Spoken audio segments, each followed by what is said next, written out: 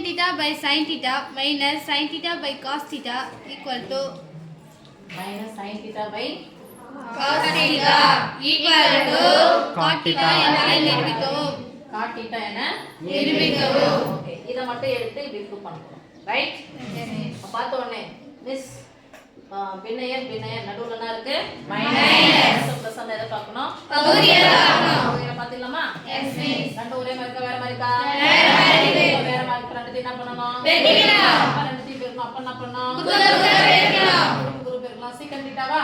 Yes miss. secant theta into cos theta minus sin theta பெருக்குனா sin square theta by sin theta into cos theta. Okay cancel பண்ணி சொல்லுங்க. நடுவுல என்ன இருக்கு? Minus. அடுத்து என்ன பொதுவா இருக்கான்னு பார்த்தா இல்ல. secant theta னா secant theta சொன்ன உடனே என்ன ஞாபகத்துக்கு வரும்?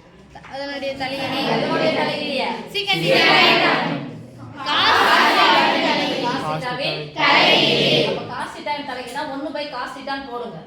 இல்லையா? cos theta வை 1/secant theta ன்னு போடுங்க. ரெண்டுமே ஒண்ணுதான். secant theta என்பது cos theta வின் தலைகீழ். cos theta என்பது secant theta வின் தலைகீழ். ஓகேவா? Yes miss. சரியா சாமி? Yes miss. secant theta 1/cos into cos theta minus sin square theta by sin theta into cos theta. இது என்ன ஆயிடுச்சு? கேன்சல். பெரிய கிளாஸ் தான் போறீங்க அப்ப சொன்னா secant theta into cos theta நம்ம என்ன பண்ணனும்? இத கேன்சல் பண்ணி என்ன போடணும்? ஒருவேளை இங்க cosecant theta இங்க என்ன வரும்? அப்பனா கேன்சல் பண்ணனும். sin theta மாதிரி கேன்சல் ஆச்சுனா பண்ணா 1 புரிஞ்சுச்சா? Yes miss.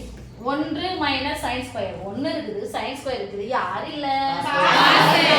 cos ஸ்கொயர் இல்ல. அப்ப cos square theta by sin theta into cos theta. அதனால பெருக்கல் புரியுதானே?